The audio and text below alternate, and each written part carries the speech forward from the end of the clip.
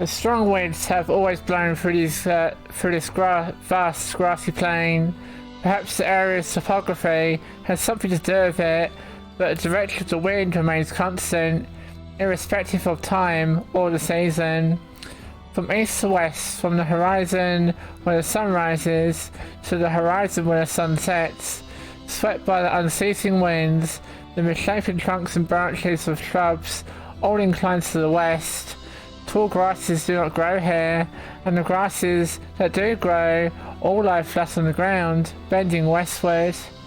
Caravans and herding folk traverse the single road that crosses the plain.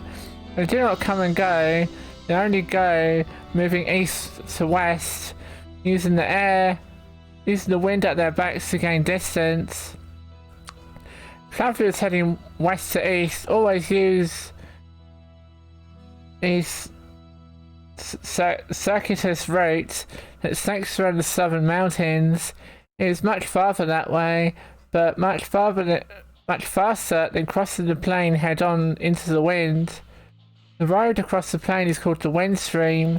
Just as the flow of the great river never changes direction, the footsteps of those who use the road have not changed direction since the distant past, nor are they likely to change far into the future from east to west. Human shapes that appear from the horizon when the sun rises disappear over the horizon when the sun sets. They never pass oncoming travellers, with only the rarest exceptions. The first time she cut past Kime on the wind stream, the girls was just an infant. So, my grandmother was alive then? In response to the girl's troubled question, Kime smiles and answered, she was, and I remember what a nice old lady she was too. Looking back down the road, the girl points towards the line of hills, fading off into the distance. My grandmother crossed 7 hills on her journey. Is 7 a lot? Uh-huh. Grandma lived a long time. Oh. Hey, Yoms, welcome to the raid. Welcome, raiders.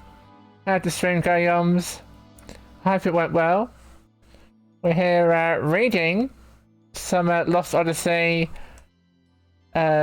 stories. It's like the 1,000-year dream that's in that game. I'm just reading all of them. So let me give you a little shout out. Everyone should go check out Yoms Viking. He's a pretty cool guy. What were you streaming? You're playing Counter-Strike Global Offense, okay. That's the one where you run fast with the knife, yeah? That's all I know. But yeah, I hope you are done well with that. You whip raid you and you had fun. Very nice. Having fun is the most important thing here. Got a win on arms race and competitive. Very nice. Good work. You get a small claps.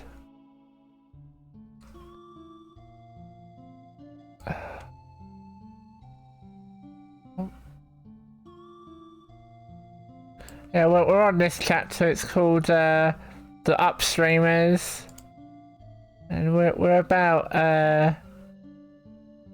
down here.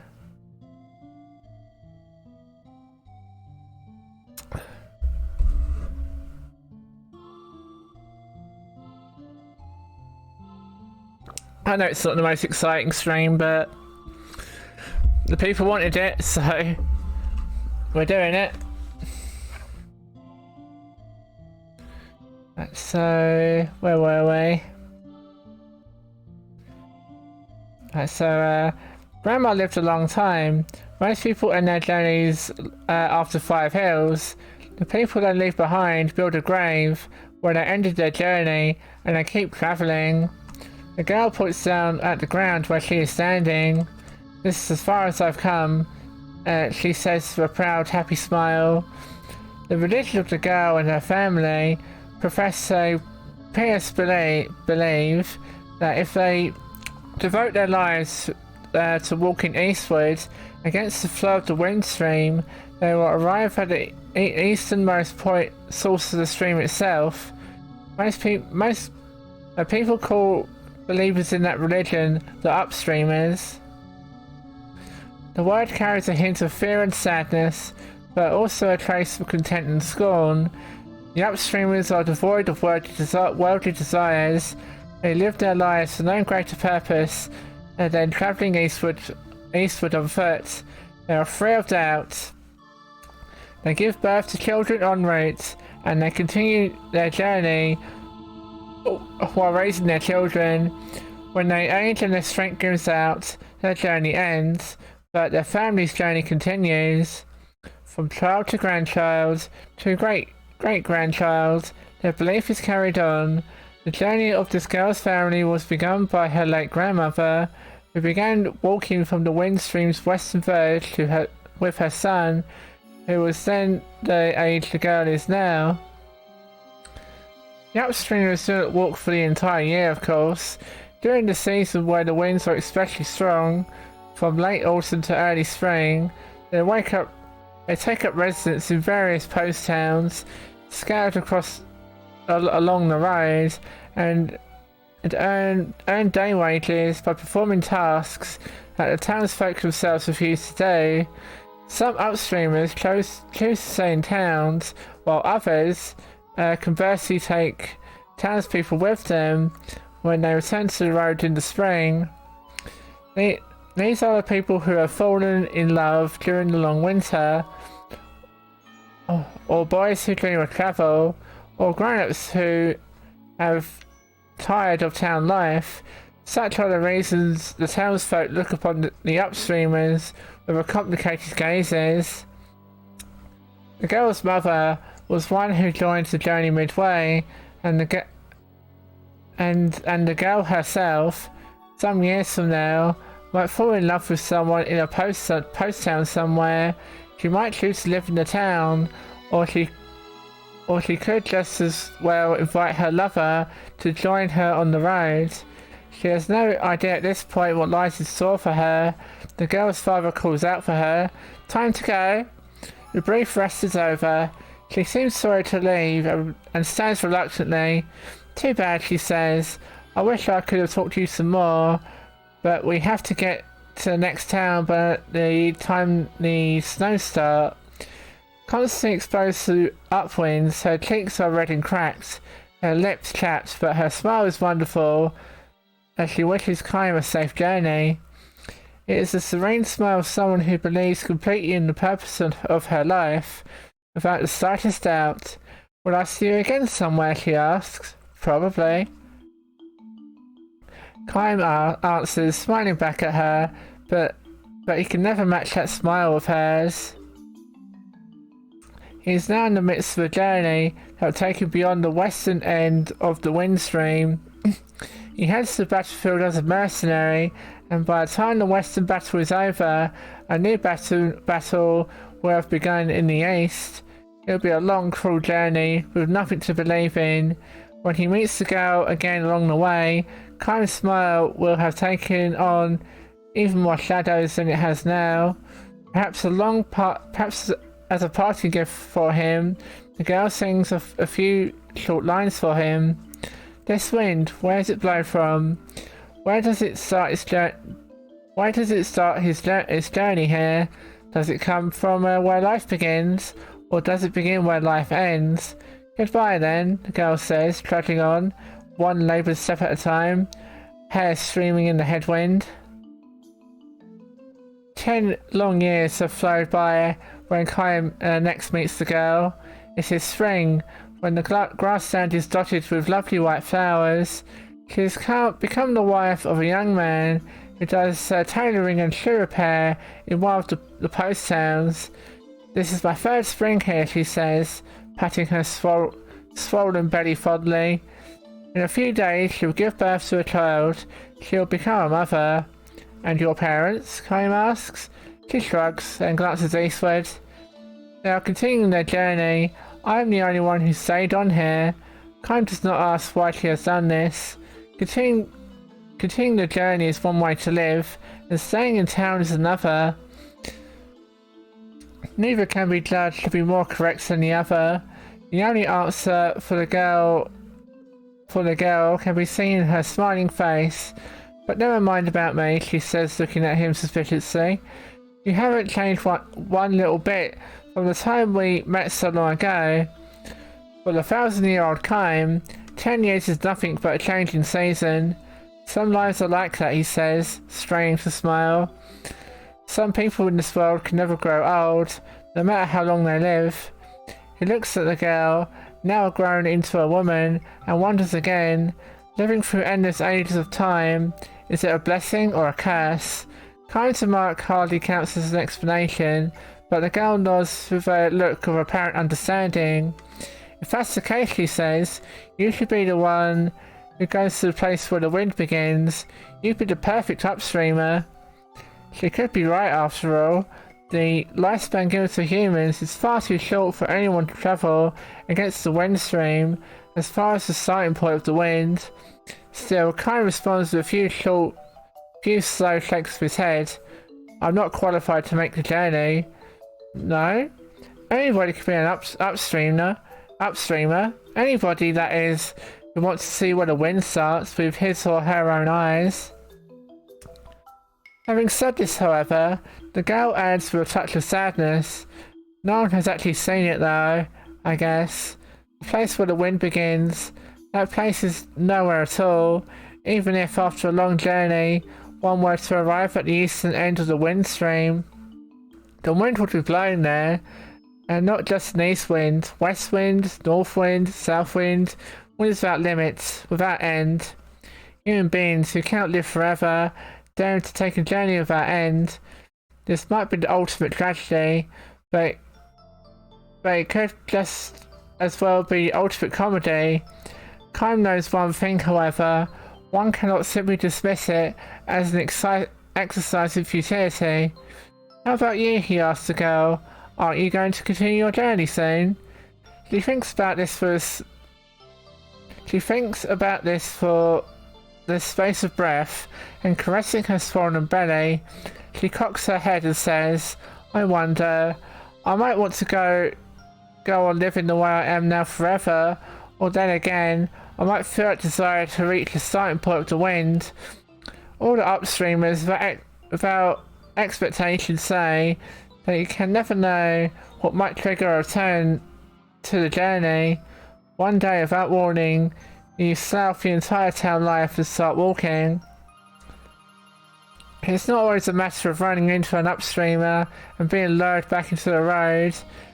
Plenty of people set out on their own all of a sudden. The teachers of the upstreamers say that all human beings harbour a desire for endless travel. They probably are not aware of the desire because it is stashed away so far down the breast that it is deeper than memory. The instant something brings to the surface, a person becomes the upstreamer, and if you have the desire, the girl says to Kime, I wonder. It's true, she says, no question. The look in her eyes is as straight on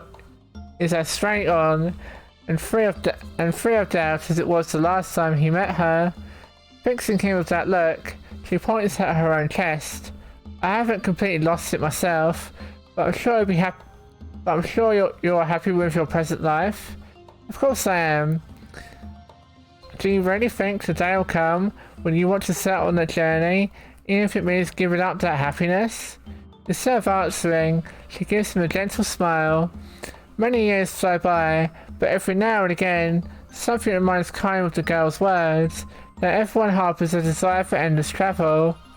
For Kime, living itself is a journey without end. In the course of his journey, he has witnessed countless deaths, and he has also witnessed countless births. Human life is all too short, too weak and too fleeting. Yet the more he dwells upon his evanescence, the more he feels, explicitly, that words such as eternal and perpetual apply more properly to life, finite as it is, than to anything else. Travelling down the windstream for the first time in many years, Kime spies the funeral of an upstreamer. A boy in a mourning dress stands by the road, holding out wildflowers to passing travellers. and urging them to offer up a flower to a noble soul who has made the long journey this far. Kime takes the flower and asks the boy, "Is it a member of your family?" "Uh-huh, my grandma." The boy nods. His face the image of one Kime knew so long ago. The old woman lying in the coffin must be a girl. Kime is sure of it. Grandma travelled a long time. She brought my daddy with her when he was just a little boy. See that hill over there? She started walking from that way, way beyond it, and she got all the way here. So the girl must have set off on her journey after all. Turning her back on town life, leading her child by the hand, she trod her way through the endless journey. Her wish to aim for the place where the wind begins to be passed on to her child, her grandchild, and on through the succeeding generations. To head for a land one could never hope to reach, and to do so one generation after generation. This is another endless journey.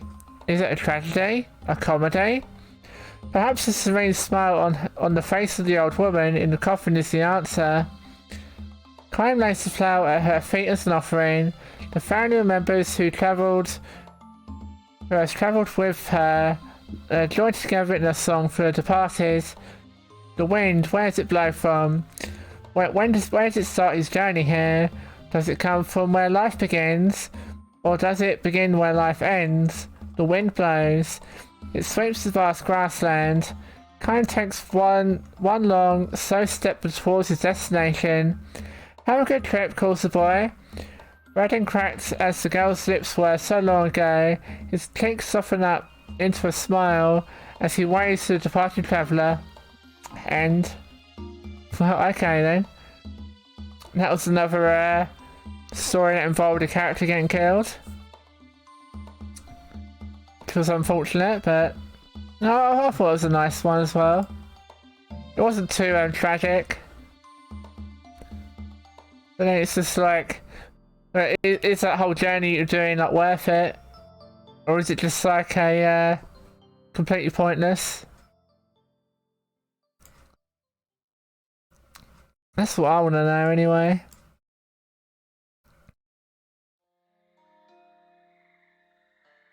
Right, so I just have a little sip, then we'll continue.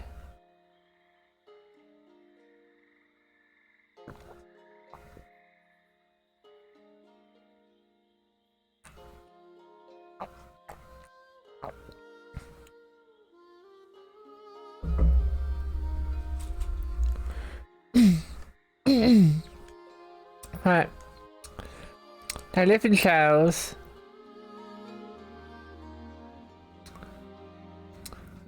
Right. "Stop this, please! I beg you, let me go!" The young man's screams echo through the emptiness. No voice answers him.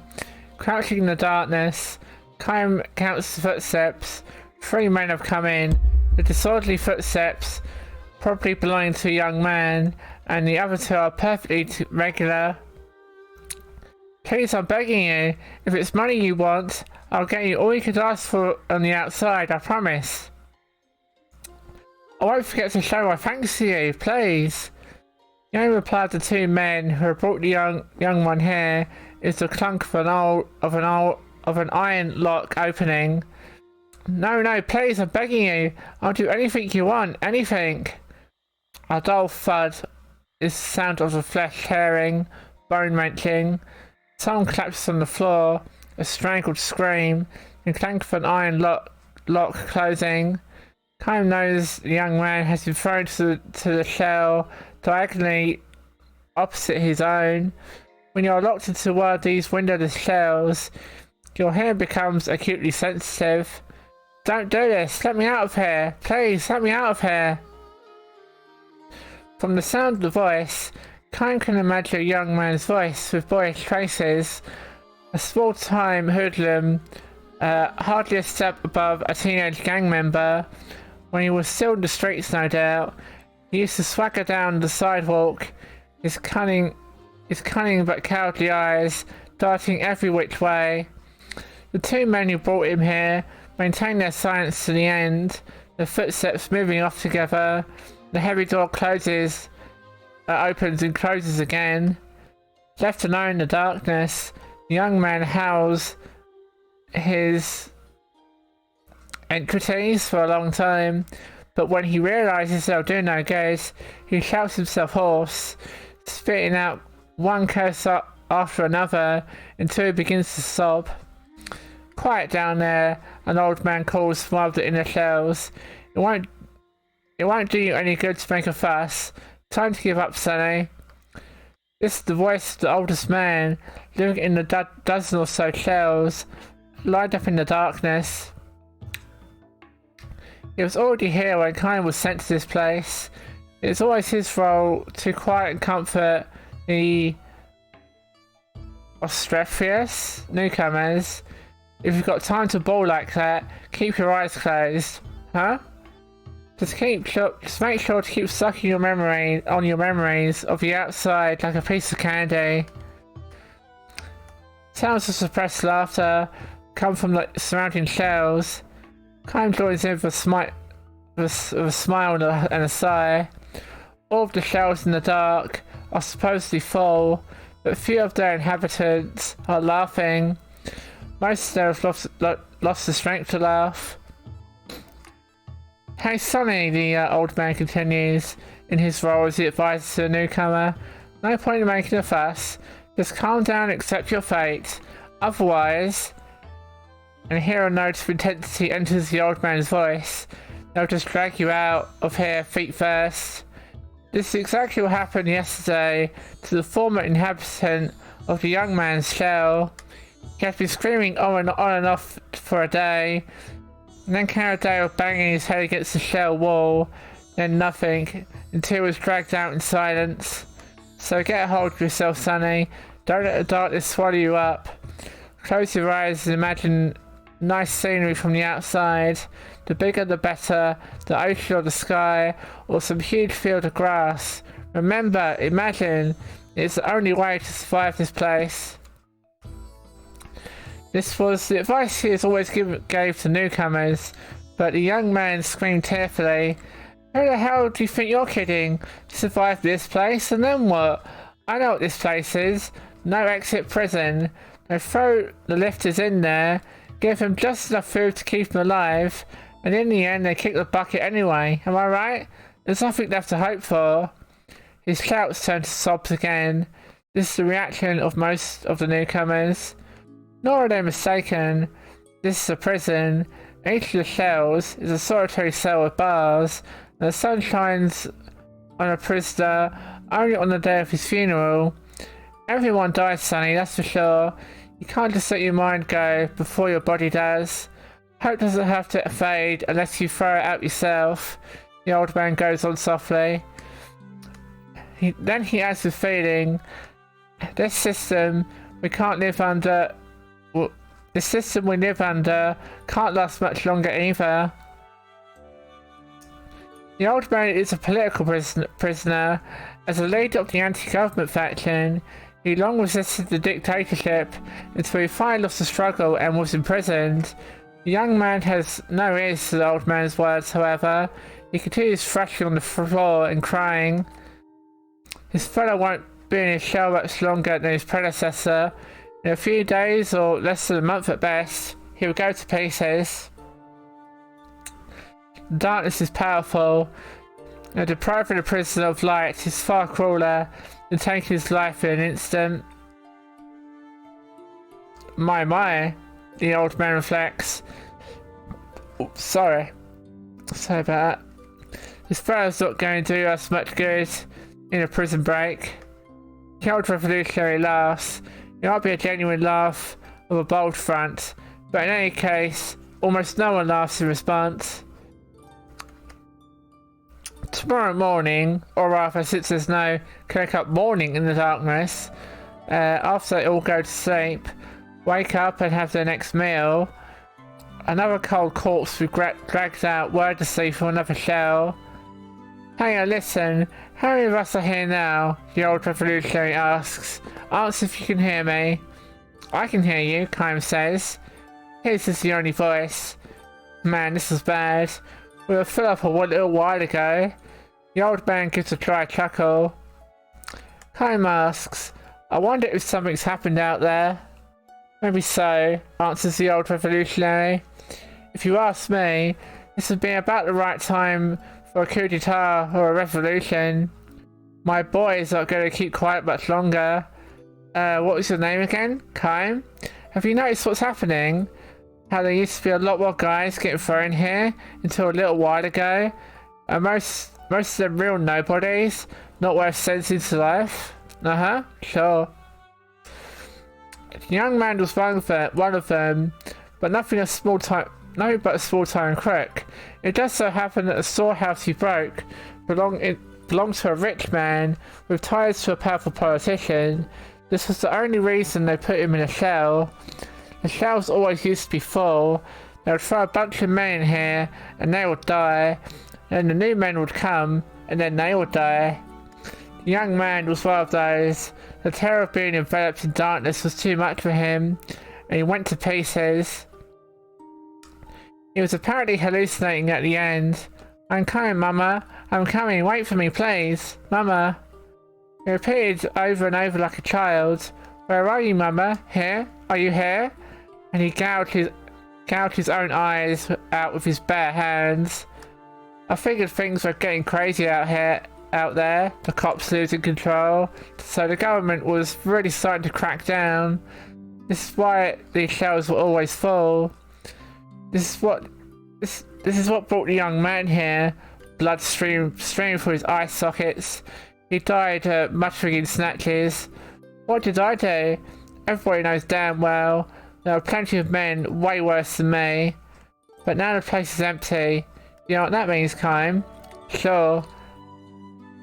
There's so much crime out there now that the government can't suppress it. You got it. The whole royal family might be strung up by now for all we know. It's a revolution. It will happen any day now. That means you and I will be get out of here. My boys will come and get us. Just hang there a little while longer. Kaim nods in silence. The old revolutionary goes on. You're strong, Kaim. Not many guys could stay calm as you, thrown to a shell and enveloped in darkness like this. Not even Kaim could explain it. It's true that he was strangely calm when they put him in the shell. The darkness was something he seemed to recognize as a distant memory in the distant past. He too may have tasted the anguish of the other shell inhabitants, so tortured by the fear of being sealed in the darkness. How are you so tough mentally, Kaim? Does it mean you too are a revolutionary? No, not me. His crime is hardly worth talking about. He resisted somewhat under questioning when I brought him in as a suspect, and for that he was married a rebel and thrown to a shell. The old man is probably right though. The country's dictatorship is almost certainly in its last days. It won't be long now. We'll be back in the real world before we know it. I have hope right in here, and it will stay here until I abandon it myself. The old revolutionary mutters, as if trying to convince himself. The prison falls soon afterwards. Armed young men come charging into the darkness and open the shell's barred doors. Embraced by his boys, the old revolutionary walks out. Wait! Kaim cries, trying to hold him back. But he is too late. Anxious to see the new world following the destruction of the old system, the old root revolutionary steps outside and opens his eyes. It is evening. Though the sun is nearly down, his light is still strong enough to burn his eyes, accustomed to total darkness. The old revolutionary presses his hands to his eyes and with a groan crumples to his knees.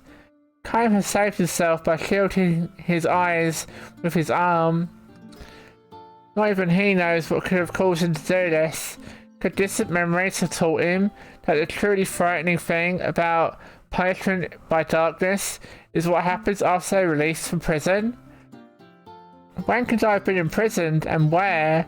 More important, how long have I been on this endless journey? with bleeding eyes, surrounded by the ground on the ground by his boys. The old revolutionary searches for Kaim. I came all this way, Kaim, only to make one terrible mistake at the bitter end. My eyes are probably useless now. This is precisely why you asked Kaim for that one last favour. Tell me, Kaim, what is the world like outside? Has the revolution succeeded? Are the people happy? Are they smiling joyfully? Kaim opens his eyes slowly and just barely beneath the shade of his hand. As far as he can see, the ground is covered in bodies. The corpses of royal troops and revolutionary troops are heaped on one another, and countless civilians are dead. A mother lies dead with her small child in her arms, the bloody corpse of the child's father next to him, arms outstretched in a vain attempt to shield them. Tell me what you can see, Kaim. Kaim fights back aside and says, you must work from now on to build a happy society. The old revolutionary senses the truth. I won't abandon hope, Kaim, no matter what. As if to say, I know that, Kaim nods and begins to walk away. Where are you going? I don't know, someplace. Why don't you stay here and build a new world with us? You of all people can do that, I know. Thank you, sir, but I'll be moving on just the same. The old revolutionary does not try to hold Kaim back. Instead, as a parting gift, he repeats for Kaim the words he spoke so often in his shell. There will always be hope wherever you are, until you yourself abandon it. Never forget that. Kaim walks on. His eyes chance to light on the body of a young boy lying at his feet. The boy breathed his last with his eyes wide open in fear. Kaim kneels and gently closes the boy's eyelids. He knows deep down, in a memory too far away even for him to reach, that while darkness can be a great source of terror, it can also bring a deep and lasting peace. And, well, that was bloody dark. Good God. Like the guy like gouging his eyes out? Like, really? Good God. It was interesting though, I'll give it that one.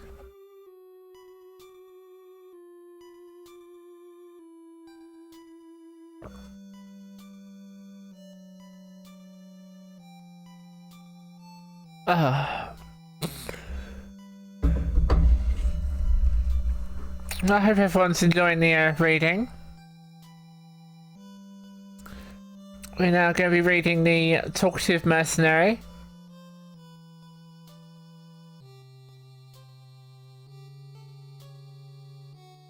I thought all of it would just be like that. Sort of short little paragraphs. Okay, it's just that top bit. Okay.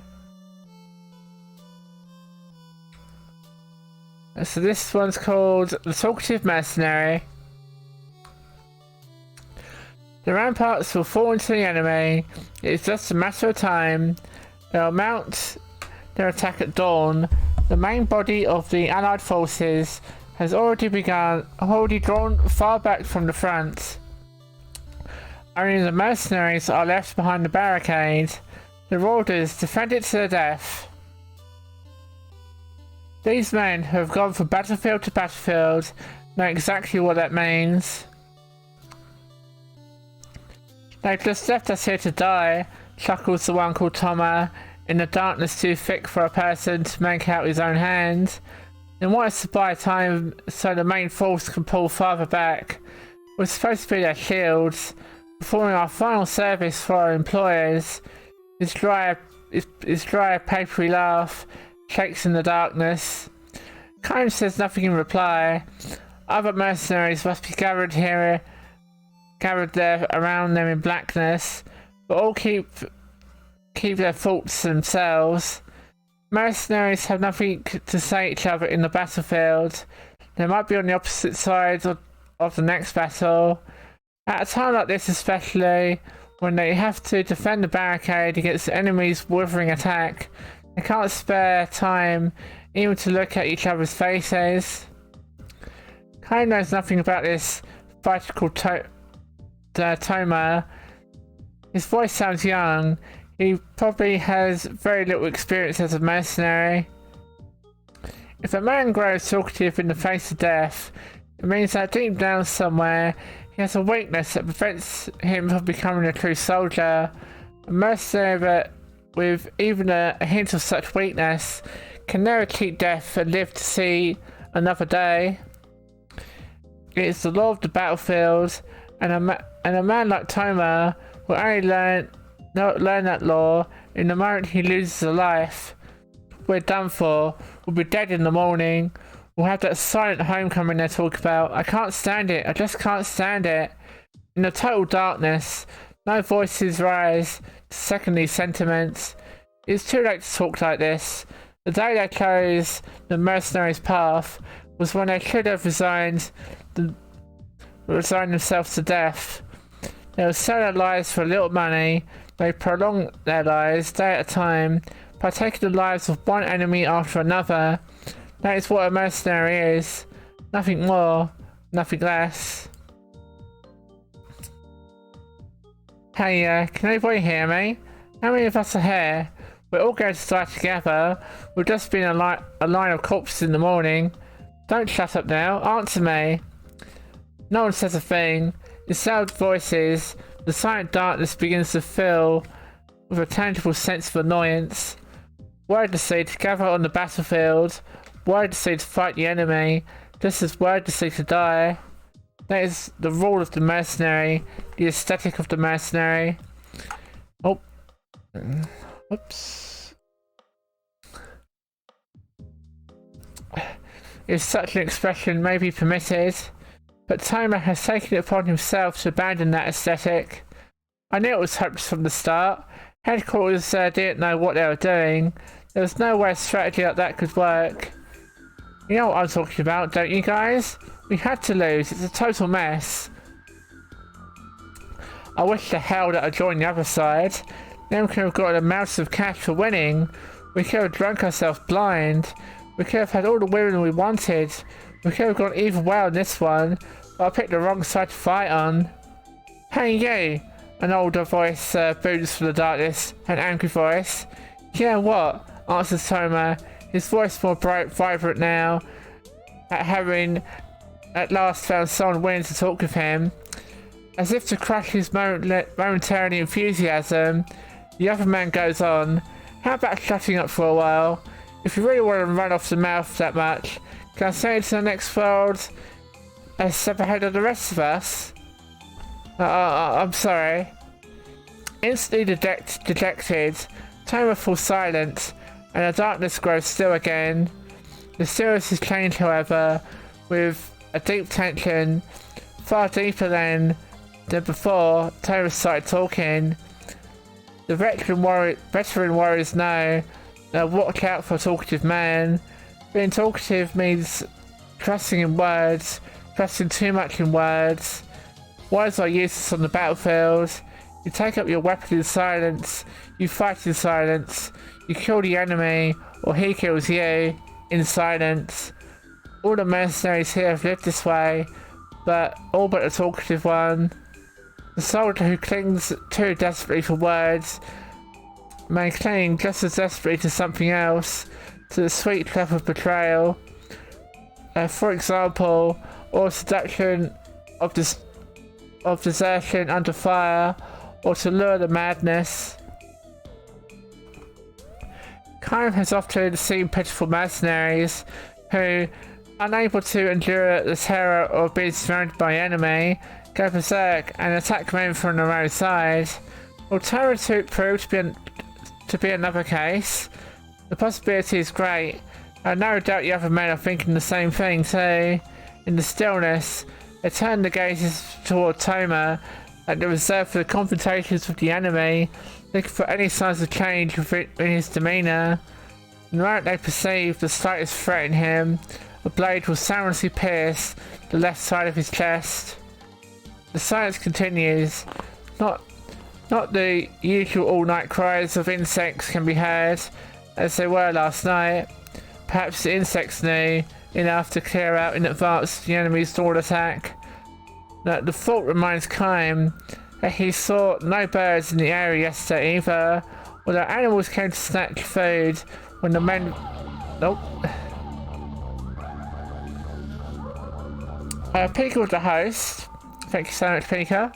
Hope you're doing well today. We're doing some Lost Odyssey reading right now.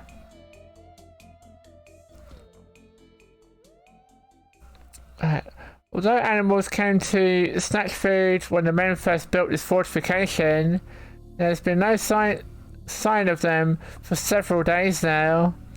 Animals have mysterious powers or foreknowledge that humans have lost. This becomes painfully obvious when you visit to a battlefield. There could be little doubt in that the animals turned their backs on this barricade. Right about now in some distant forest, a huge flock of black birds may be taking wing in search of human corpses to strip of their flesh. It's feast time, boys. They already know, somehow. Once the sun is up, the battle will be over. If they don't get here first, they'll lose some of their feast to the flock from another forest. Their black bodies hidden against the night sky. Those birds now are probably flying for all they're worth. A voice in the night, Toma's voice, weeping. Listen, you guys, I don't know how many of you are out there, but we're all going to die in the morning, or most of us. Maybe one or two will escape, no more. Think about it, those are lousy odds. You've all been through this before. You're veterans, war heroes. You're probably not scared, but even so, even if you're not scared, don't you think this is stupid? Huh? Tell me. You've been through a lot more battles than I have, so tell me, what the hell are we here for? We don't hate the enemy. We don't owe the leaders on our side anything, but we've got to kill the enemy and follow our leaders' orders. And we're just still going to end up dead. Tell me, you guys, don't you think this is pointless? Don't you think this is stupid? The only response to Toma is the impatient click of a tongue in the darkness, followed by someone else's sigh of annoyance. I can't take it any longer, says Toma. I hate this. And now he is sobbing. All I wanted was some money, and maybe something better to eat, and maybe some nicer clothes. I would have been happy with that. What a mistake I made, taking the work like this. I should have never done it. Kine keeps all his senses open for the movement in the night. Oh, how's it going? Oh, it's going well, thank you. We've done 3 chapters or so at this point. How about yourself? Are you doing well?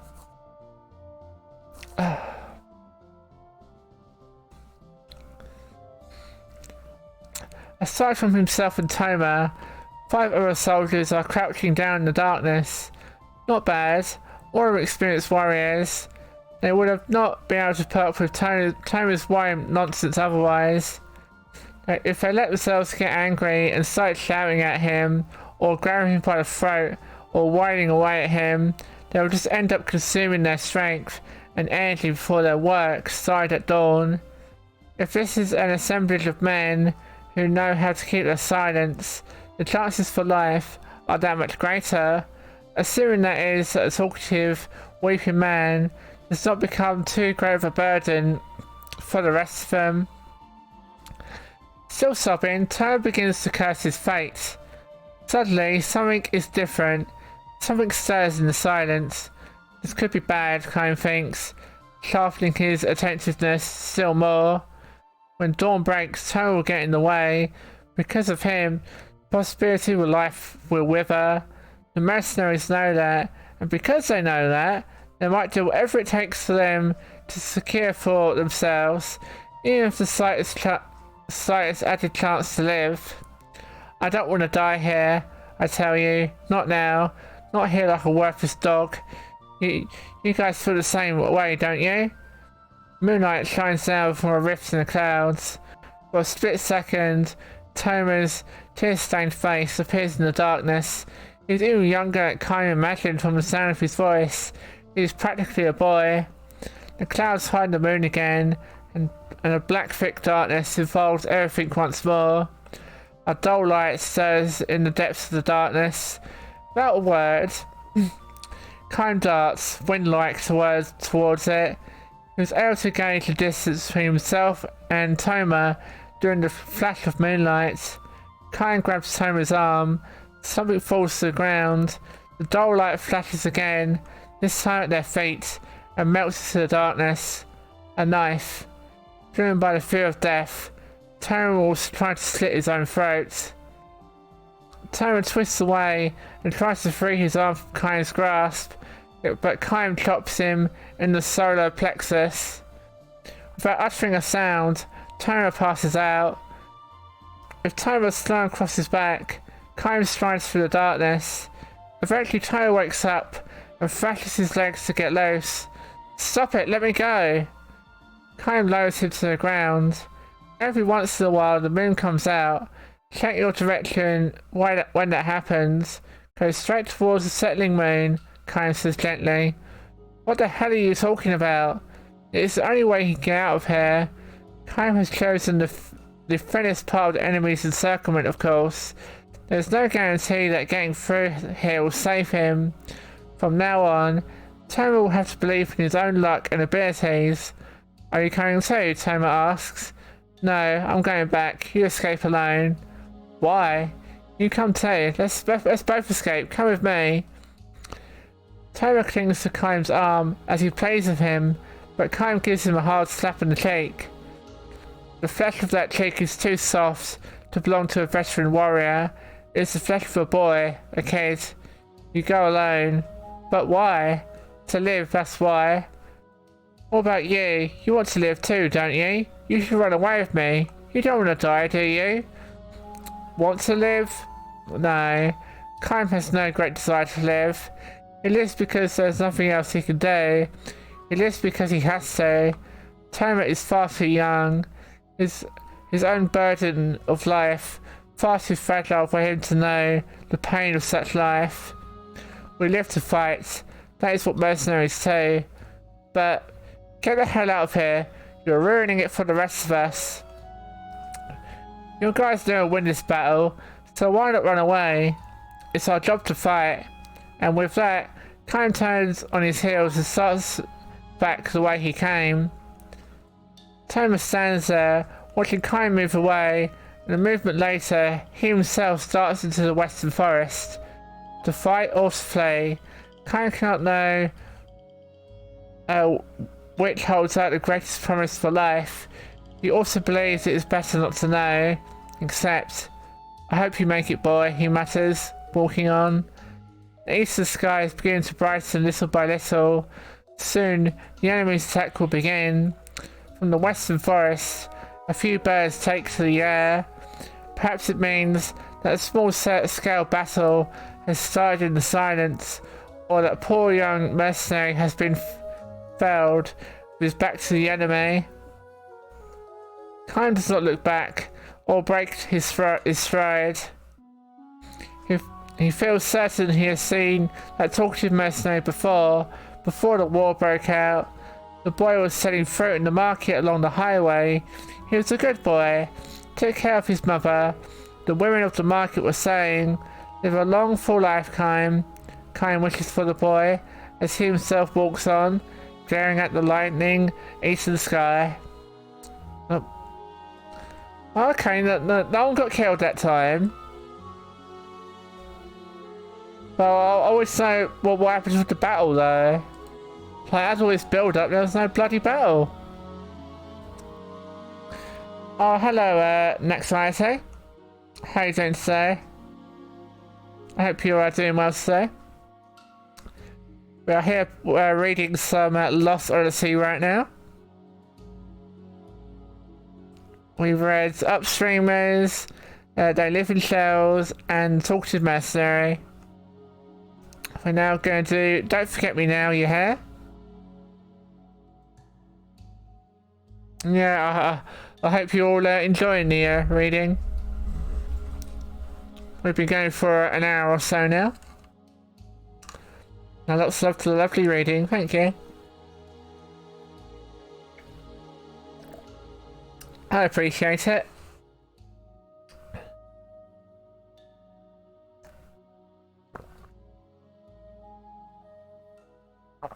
Don't forget me. Why do you think?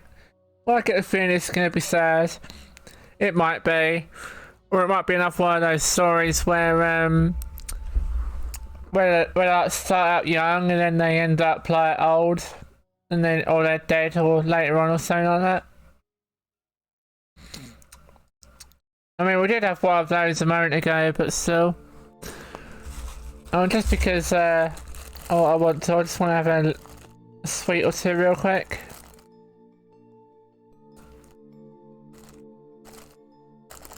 But yeah, I'm liking these stories though. They're a lot more in depth than I thought they'd be. Yeah, they're giving us some good stories, I think. It's not really relevant to like the plot of the game though, is it? So it's a little bit weird.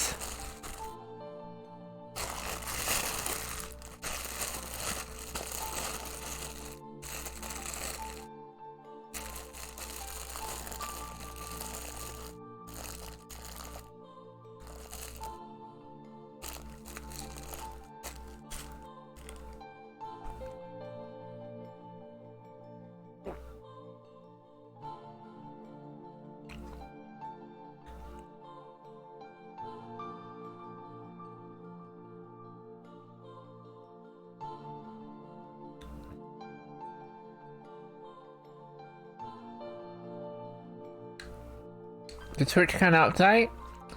What's this mod iconic? Hang on. I'll have a little look.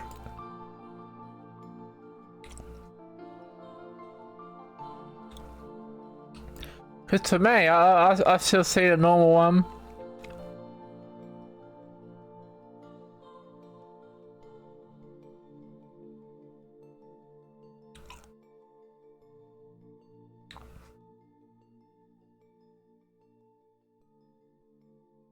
I just post a message or two. Oh, alright, there you go. No, it's the same one for me.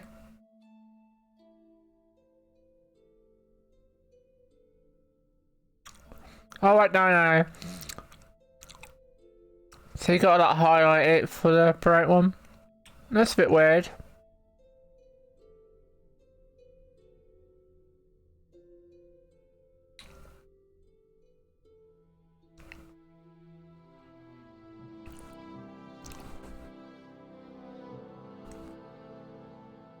But I must ask though, do you really want me to read for another like 2 hours, or do you want me to like, move to something else? I just want to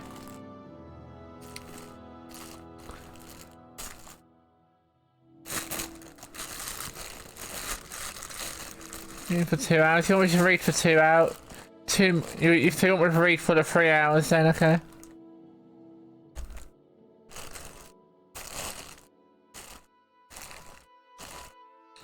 It's my problem with the reading though, it just is that it drives my voice out.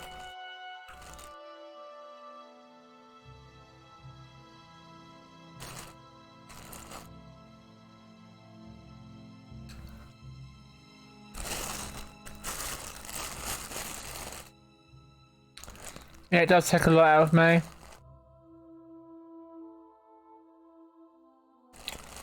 Oh, no, we'll see.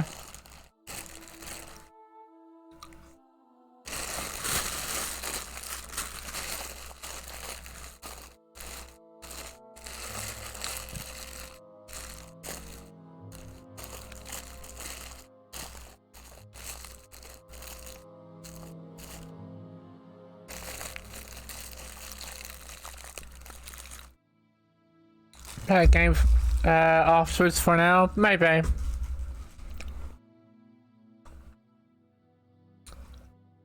We'll figure it out.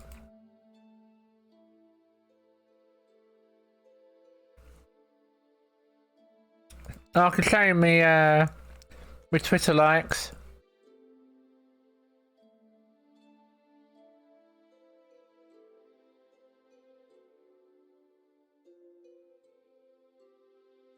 too into that kind of thing.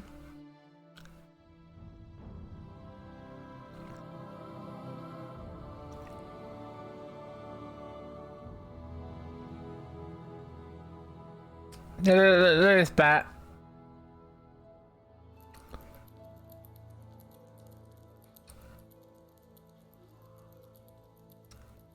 So that's super cute.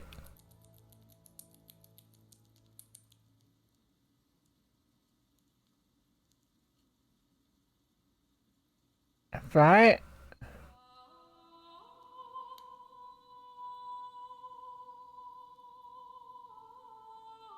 Little cute bat.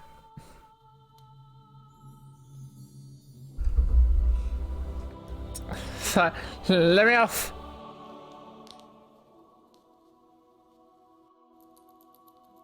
I believe it is a vampire bat. I think.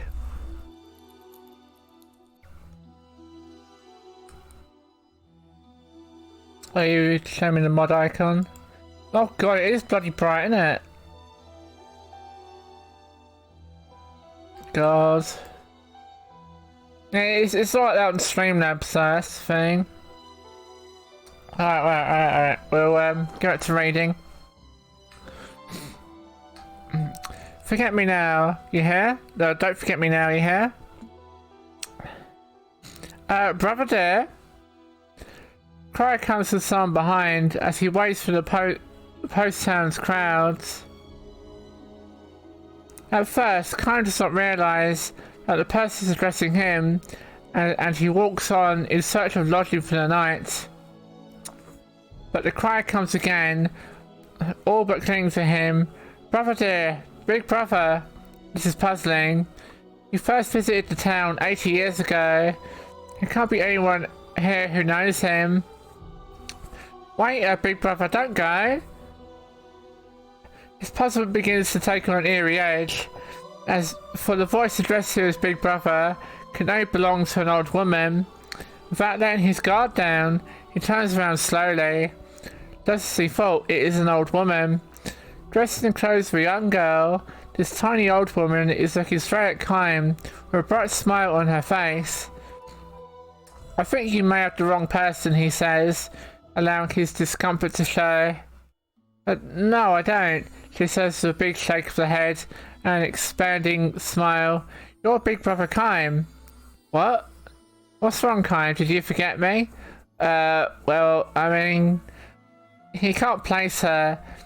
Even if he were to succeed in doing so, he knows he has no acquaintances in this town. He wonders, could this be a chance for re-encounter with someone he has met on the road? But no, he is sure he doesn't recognise her. And strangest of all, why would this woman, who looks old enough to be his grandmother, address him as big brother? Don't pretend you don't know who I am, Kyle. You're so mean. She yelled to him loudly enough that people in the crowd stop and stare at them.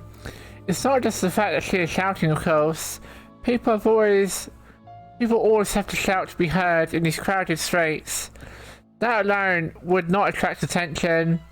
The old woman's voice is different from a normal adult yell. It's like the innocent, unrestrained cry of a little girl who throws her whole body into her scream. People turn shocked expressions on the old woman and quickly avert their eyes. Their dismay is understandable. The old woman has her stark white hair tied up with a colourful ribbon, and her dress has the same floral pattern and floppy sleeves as a little girl's. Many of the passerbys look at the old woman with a mix of sympathy and care on their faces. Gradually, Kyle begins to comprehend the situation. This old woman has simply lived too long. This is why the past, locked away in her memory, has become realer to her than the reality before her eyes. The middle-aged passerby tugs on Kyle's elbow. If I were you, I'll just walk away. Don't get involved with her. She's done nothing but trouble. It's true, says the wife by his side, nodding. You're a stranger here, so you don't know. But this old woman is senile. You can't ignore her. She'll forget everything in 5 minutes. They may be right, But the fact remains that this old woman knows Kaim's name. In the little girl part of her mind, she thinks of Kaim as her big brother. He tries probing his distant memories. He spent no more than a few days here doing so long ago. He got to know very few people, and there can't be any of those left who still remember him. When Kaim was standing before the old woman, the noisy middle-aged couple becomes indignant. You try to be helpful, and what does it get you? Snorts the husband. Let them work it out themselves, says the wife. Let's just go. Which they proceed to do. Road. Winding up the voice to a maximum shrillness, the old woman calls out to them as they walk through in a huff. Don't forget me now, you hear?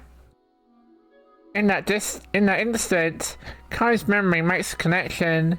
The old woman greets his look of recognition with an expression of joy. You remember me now, she cries. I am her Shushu. It's me, Shushu. He does remember her, a little girl he met in this town 80 years ago, perhaps 5 or 6 years old at the time. She was a precarious little thing, whose lack of shyness with strangers came from her being the daughter of the innkeeper. Somewhere along the way, she probably picked up a phrase where she had someone using it, and whenever a guest would depart after a number of days at the inn, instead of saying goodbye or thank you, she would see the person off with a smile and cheery. Don't forget me now, you hear? Only now he is suddenly able to see the girl beneath the wrinkles. Kaim must avert his gaze from the old woman's face. Oh, what's wrong, big brother? He cannot bring himself to look directly at Shushu's vacant stare. 80 years have gone by.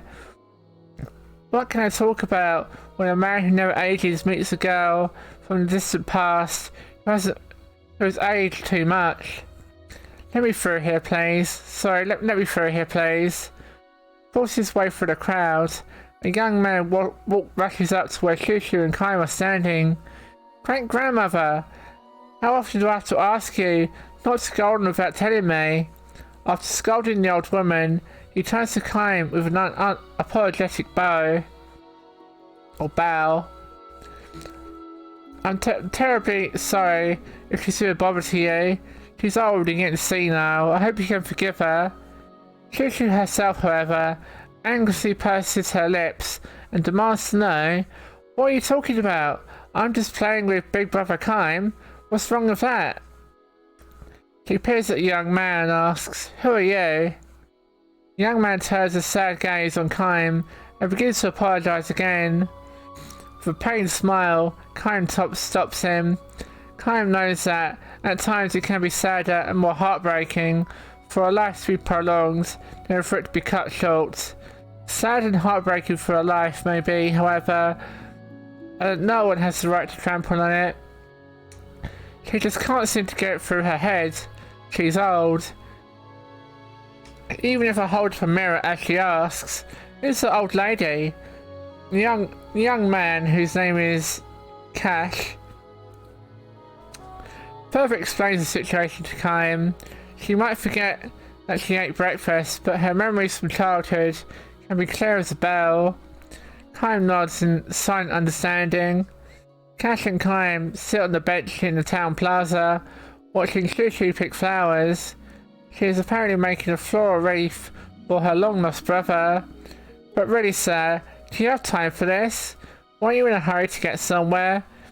No, I'm fine, don't worry. Thanks very much. He smiles for the first time and says, I haven't seen her this happy in ages. The young man seems convinced that his great-grandmother has encountered Kaim in Kaim, a person who resembles someone she knew as a child. Kaim allows him this. He knows that Cash cannot, and need not, imagine the existence of a person who never ages. Her health has really deteriorated lately. When she runs a fever, we wonder if this is going to be the end for her, and we prepare for the worst. But then she springs right back up. Sometimes we joke that her mind is so far gone that she's forgotten to die. Hilarious. Kaim sees the young man in profile. Cash has a gentle smile on his face as he speaks of his great-grandmother. No doubt when he was little, she used to hold him and play with him. Growing up now, Cash watches over his great-grandmother like like a parent watching his own child. He calls out to her, "That's nice, great-grandmother. I haven't seen you weave flowers together like that for a long time." Squatting in the grass with a fistful full of flowers, Shushu answers, "That's not true. I made a wreath for him yesterday." And she says to Kaim, "Isn't that right, big brother? You wore it in your hair for me, didn't you?" Kaim cups his hand around his mouth and calls back to her, "I certainly did. It smelled so nice." Shushu's face becomes as mass of joyful wrinkles. Overcome of emotion, Cash bows his head. Kaim asks Cash, "Are you the one who takes care of her?" Me and my wife Cynthia. How about your parents, or even your grandparents? Are they still living? Cash shrugs and says, "I'm the only other member of my family left alive." His grandparents both died in an epidemic 20 years ago. His father lost his life in the war that developed this area 10 years ago. His mother, Shushu's granddaughter, aged more rapidly than her own mother, and the lamp of her life was snuffed out 5 years ago. So my great-grandmother has been holding funeral over the years for her children and grandchildren. Before we even noticed, she had become the oldest person in town. It must be lonely living that way, I'm sure," answers Kaim. "It might even be a kindness of the gods to let people fade out of mentality when they've lived too long. At least that's how I've come to see it lately. You'd think that she would feel lonely if she was left behind that way, but she's not lonely at all. To live long means you have a lot of memories. Maybe it's not such a bad thing to live the world with your memories during the last days of your life." Shushu stands up, her hands filled with flowers. "Big brother Kaim, I'm going to make a floral wreath for you right now, and if I have any flowers left over, I'll make one for this other person too." Kaim and Cash look at each other with bewildered smiles. Why are you smiling like that?" Shushu asks. "Are you two friends now?" She opens her ringed eyes wide in surprise and gives the two men a joyful smile and collapses into the grass. Cash starts to run for a doctor, but Kaim grabs him and holds him back, saying, "You better stay with her." Ironically, Kaim, who can never truly know what it feels like to age, has been present, not for that very reason, at countless deaths over the years. His experience tells him that Shushu would not recover this time. Shushu's lying on her back where she is falling.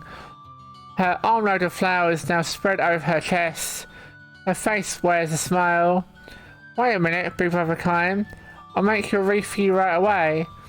Her mind is lingering among the memories of her past. Will she start this to the very end? "Keep fighting, great-grandmother. Don't let go."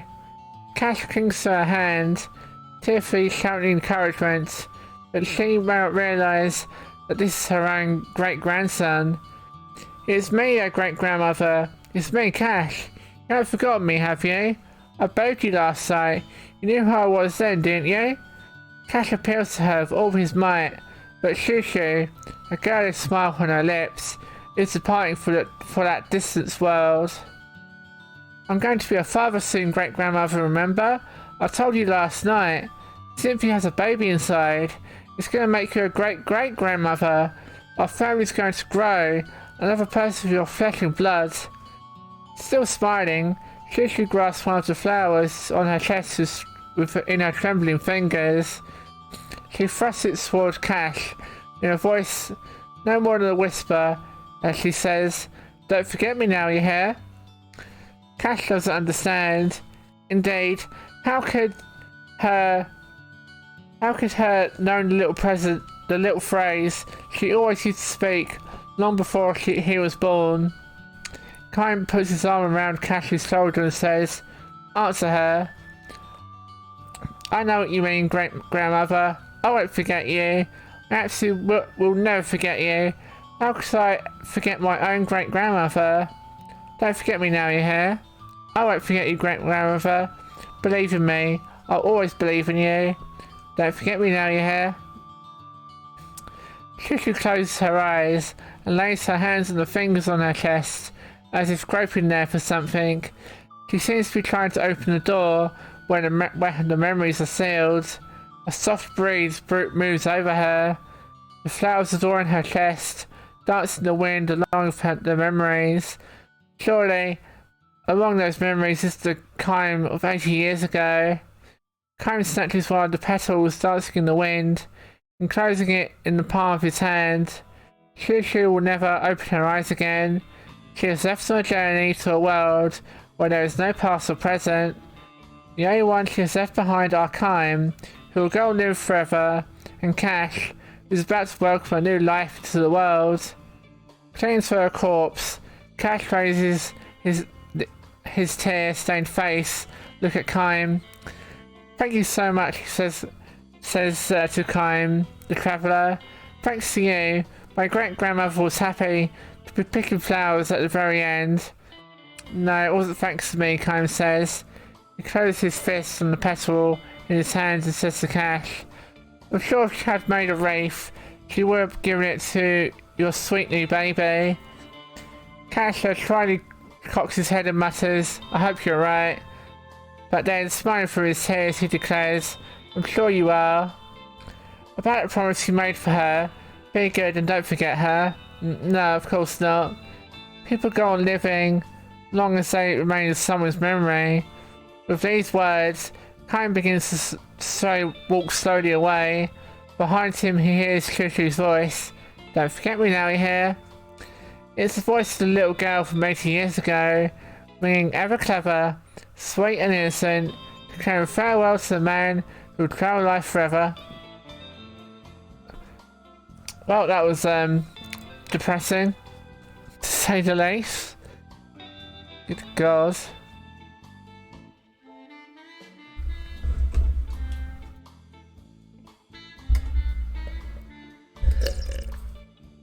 Rest in peace, Shushu.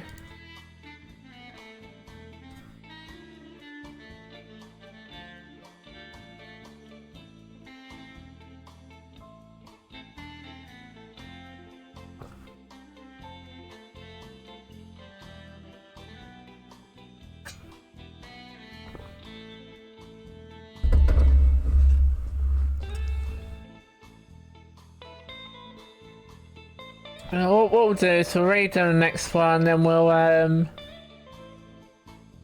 figure out what we're gonna do after that. This is a long one anyway. Look at this.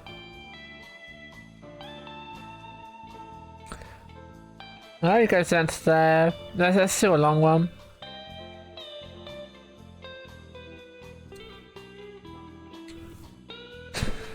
Well, start getting ideas for what I should play afterwards then. These are sweet jams though. I'm liking this soundtrack. Oh yeah, I saw the picture, Banji. That looks pretty awful. But I mean, I'm always in night mode, so I'm not really going to notice it. Pardon me. God, so much gas. Letters from a weakling. Once there was a woman who came from a foreign land to marry into an old family. Her husband was from a tiny village in the mountains, but he was working in a thriving harbour town abroad when he met and fell in love with her. At the time, he asked the girl to marry him. His father, in his home country, collapsed and died. Being the eldest son in his family, the young man has no choice but to return to his homeland. taking her with him, of course. Her name was Mina. This was not a name used by the women of his homeland. Indeed, her name was not the only thing about her that was different. The colour of her skin, hair and eyes, and the language she spoke were all different. Had the young man's hometown been a harbour city where people of many different lands crossed paths, there would have been nothing unusual about this. In such small places, there were any number of homes that welcomed foreign men and women into the family, generation after generation. But this was as deep in the country as you can get, the young man told Kime, saying, on the night he made mine his wife. Kime had rushed here all the way from the harbour town in the far country to attend the wedding. At the banquet, the young man had given Kime a look, and the two had slipped away from the festivities. They were standing in the garden, looking up at the night sky. When the eldest son marries, his wishes are of no importance. What matters is family. Two families negotiate the engagement, and a bride is chosen who is acceptable to the groom's parents. That's how it was with my parents, and my grandparents did the same. I know what you mean, Kime said with a nod. Judging from the formal wedding ceremony, it was easy to imagine the highly conservative nature of the area, and just as easy to imagine that the relatives had not welcomed Mina into the family. Alex, Kime said to the young man. Yes, the young man answered, still looking up at that sky. You are the only one who can protect Mina, you know. I know that much, Kime. Mina is a wonderful girl. I know that too, of course. The three were good friends. Kime and Alex had worked together, offloading ships at the same pier, and also worked together. They had often gone to the neighbourhood where Mina worked, in an outdoor stall. Even now, Kime retains that bittersweet memory of Alex and Mina struggling to communicate in each other's languages. But you know, Kime, Alex said that night under the sky, I think you sensed it too, but Mina was less drawn to me than to. Kime cut himself short. Never mind, he said with a pained smile. Of course Kime knew how Mina felt, and he had responded to her feeling. She and Alex would not have been married here today, but Kime had held back. Instead, he had urged Alex to pursue his love for Mina and help the two come face to face. He felt no regrets about having played the part of an unlikely Cupid for them. Destined to continue his never-ending journey, Kime was unable to love Mina in return. One of Alex's uncles stepped out of the house drunk. Hey Alex, what are you doing here? He growls. The groom can't be absent from the reception. Sure, I'll be right there, Alex said, turned towards his uncle. Kime tapped him on the shoulder. Make Mina happy, Alex. Leave it to me, he said. He answered with a smile. Come on, said the uncle, hurry up. The groom was supposed to sit there the whole time. The entire family is here, and we're going to drink the night away. He grabbed Alex's hand and dragged him back into the house. The man was all smiles at Alex, but when he glanced at Kime, his borderline polite smile could not disguise the gleam of distrust in his eye for an outsider. Kime was sure he had noticed that same gleam, though not as openly displayed, in eyes that alighted on Mina. That was the kind of village to which Mina had come to as a bride. You'd better make her happy, Alex, Kime called out towards his friend's receding form. I'm counting on you. But now the uncle had his arm around Alex's shoulders, and he was noisily monopolizing his nephew's attention. Alex never heard those words from Kime. It was 3 months later when Alex came to visit Kime at work at the pier. I'm in town on a buying trip, so I thought I'd come and say hello, Alex announced. But judging by the fatigue evident on his friend's face, Kime had a pretty good idea of the real reason of coming here. As casually as possible, Kime asked, How's Mina doing? With a feeble smile, Alex replied, after the wedding, things happened. Mina had been accepted neither as a member of the family, nor of a resident of the village. There were too many differences in daily customs, in culture, but one thing that made Mina too different for the village was the brown colour of her skin. Oh, it's like that, is it?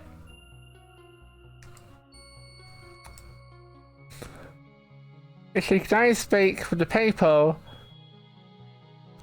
Mina was trying her best to learn our language, but my mother and the other relatives made no attempt to learn hers, not so much as a good morning or a thank you, and insisted up to the daughter-in-law to do all the adapting. But still, Mina was working hard to draw closer to Alex's family and birthplace. She would be the first one out to the fields in the morning, work for a break till the sun went down, and do sewing until late at night. She would try to talk to people in the local dialects that Alex taught her, using gestures and body language, and she would apologise profusely with abject smiles whenever she failed to understand what they were saying. Kane could easily imagine Mina going through these excursions, which made Alex's report all the more painful to him. You should come visit us now and again, Kime. Mina would love to see you. Kime responded vaguely with a silent nod, and when Alex added, I want you to come and cheer her up, he said nothing in reply. What's wrong, Kime? Are you angry? I'm not going to visit. Why not? You promised me to keep her happy, remember? We agreed that you were the only one that could do that, but still. Sorry, I haven't got the time for this. I have to get the ship loaded before it sails at sunset. With his curt dismissal, Kime turned away and continued working. Alex stared at him from behind, looking frustrated and confused. Kime could feel his friend's gaze on his back. Because he could feel it, he kept working without another backward glance. Eventually, Alex gave up and left. Neither man spoke words of farewell. A year after the wedding, Mina gave birth to a son. The boy had brown skin like his mother. He had just started crawling when Alex visited Kime again. There was talk of a divorce, Alex said. There's nothing wrong with our relationship. Maya and I love each other, that's for certain, but my mother and relatives say there's no way they can accept a brown-skinned child as family heir. His existence supposedly harmed the marriage prospects of my younger brother and sister too, so they want us to send the baby to Mina's family. It's gone that far. Alex had lost a great deal of weight. He was obviously living with much pain every day, trapped as he was between family and Mina. None of this made sense to Kime.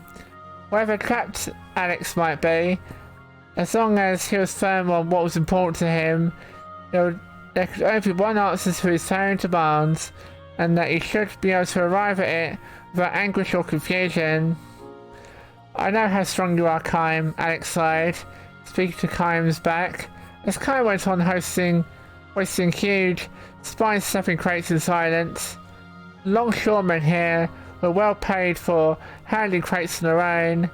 Loads that would take 3 ordinary men to lift. The daily wage was calculated by a number of loads that each man lifted, so asking for help would result in a pay cut.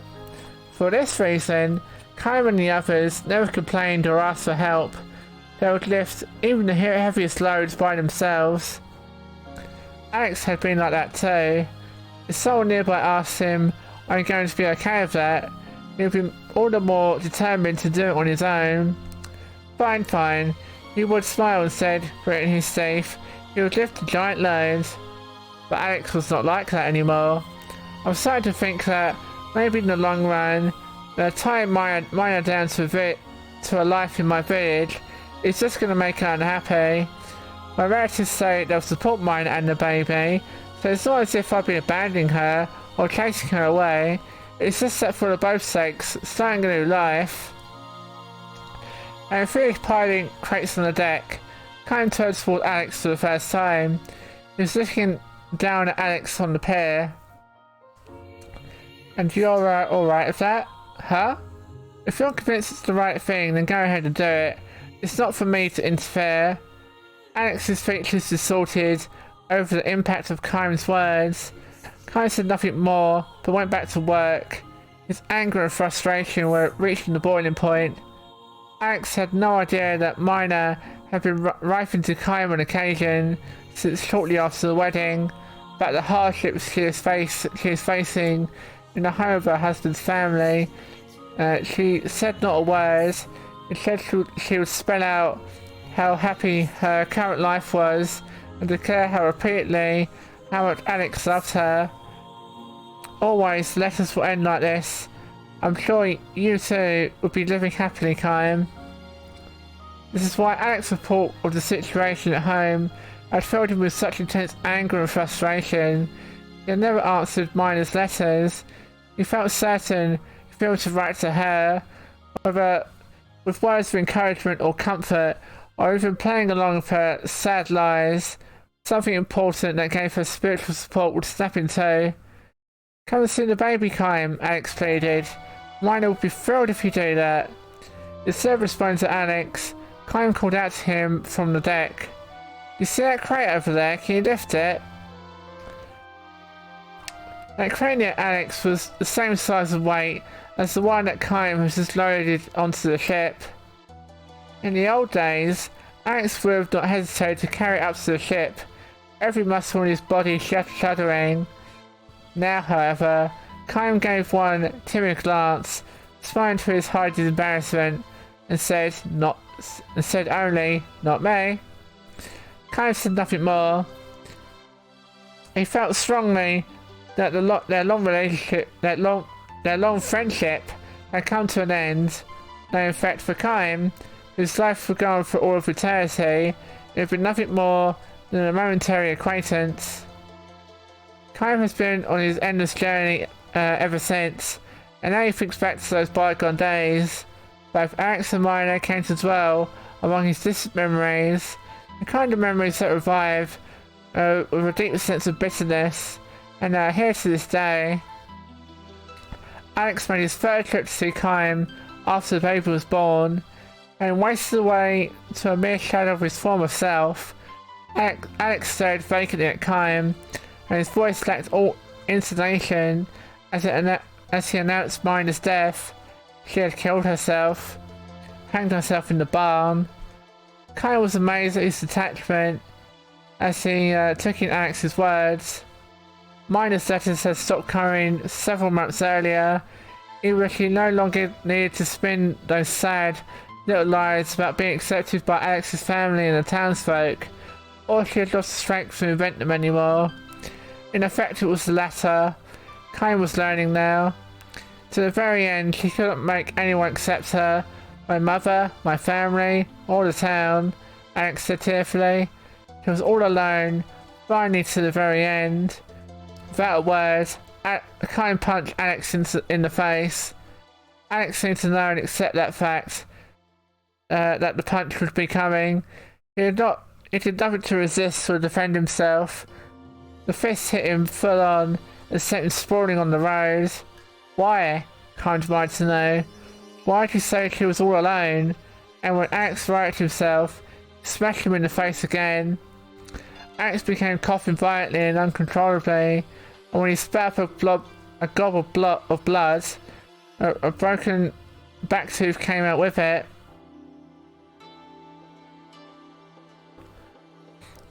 Kyle knew well enough that Alex had been suffering too, and he had been engaged in a desperate struggle to do something about being trapped between family and wife.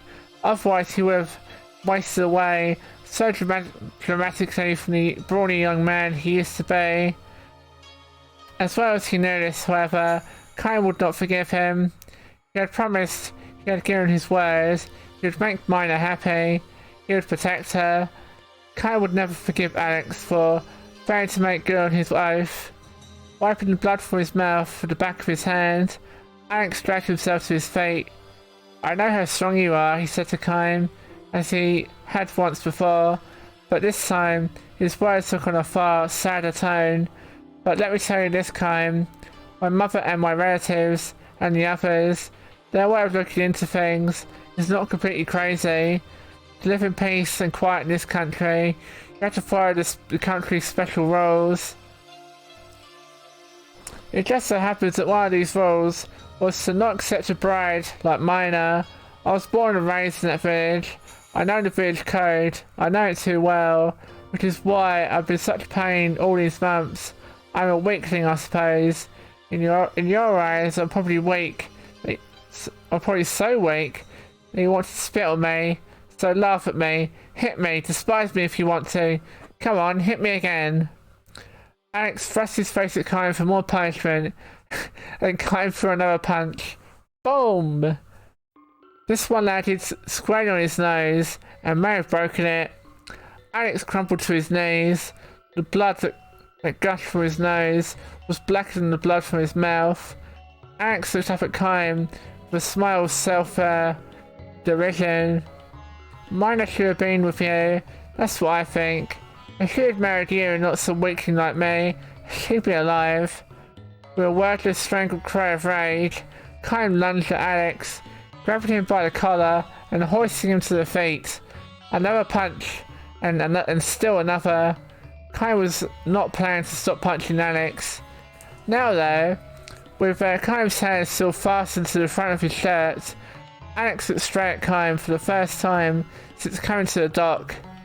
Why didn't you ever answer Mina's letters? That's all she was hoping for, a letter from you. So he knew. Alex knew everything. It's terrible out there in this country. Anyone who wants to can find out who wrote letters and who got them. Everyone out there is like a family. Everybody but Mina, that is. If Alex wanted to, he could have quashed Mina's letters easily. Then, not one of her sad little lies would have reached Kime. But instead, Alex had read the letters, resealed the envelopes, and sent them to Kime, one after the other.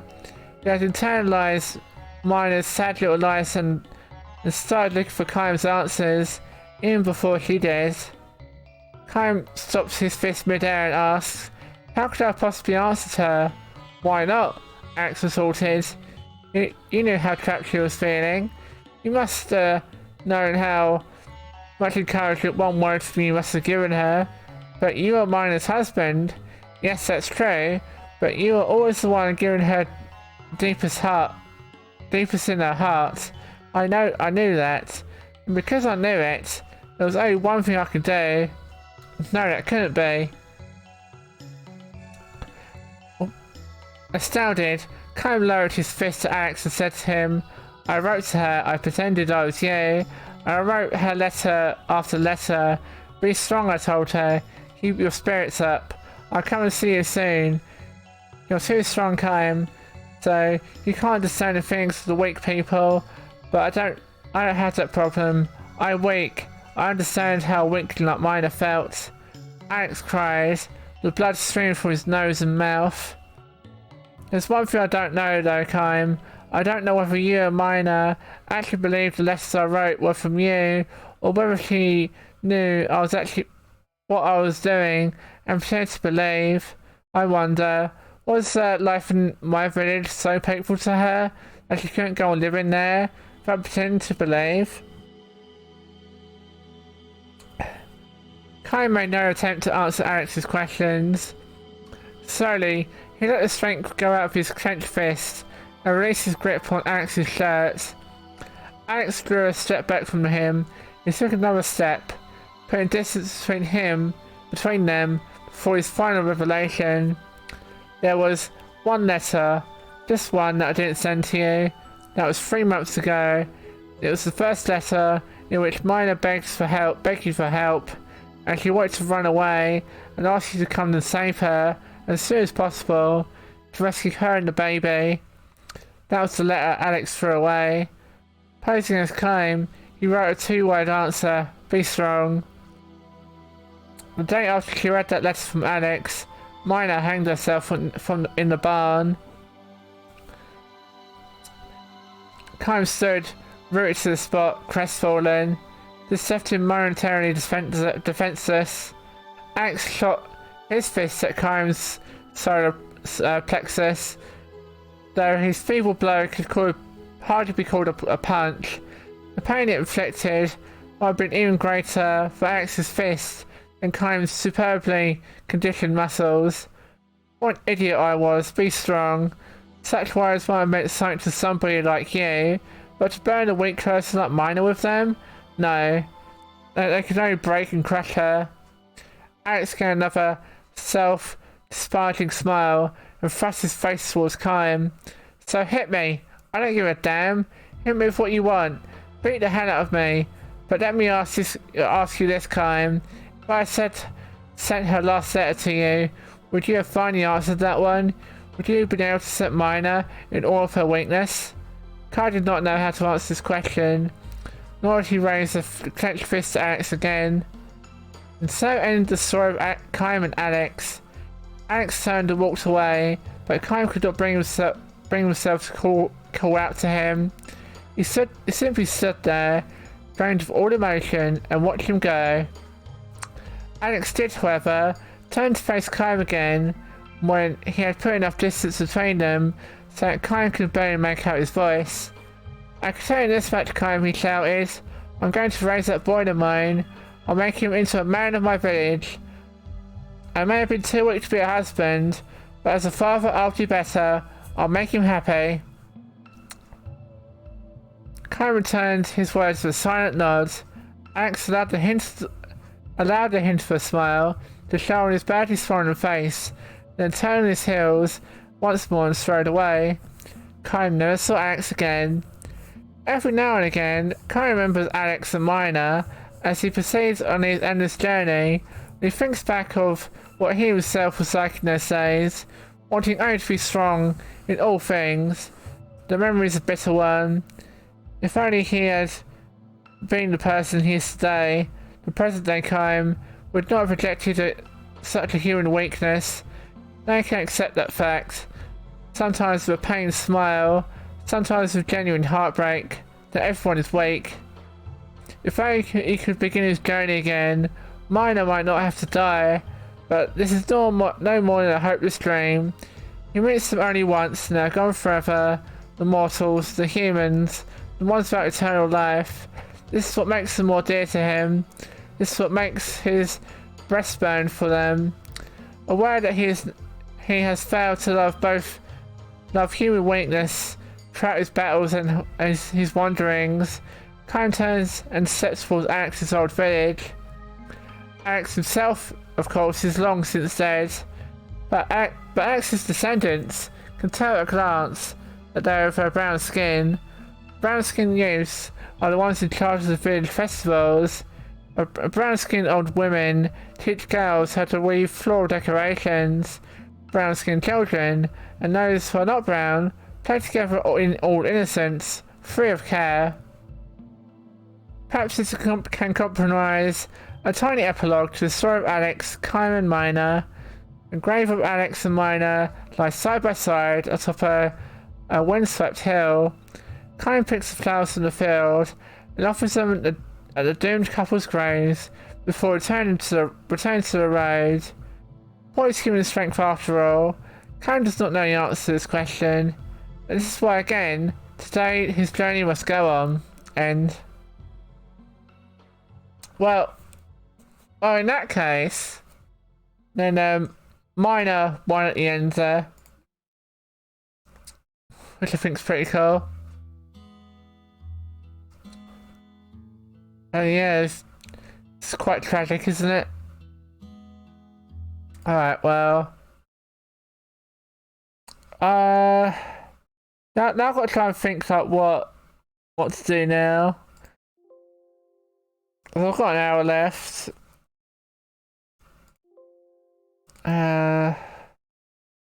So I could do something on Steam. I could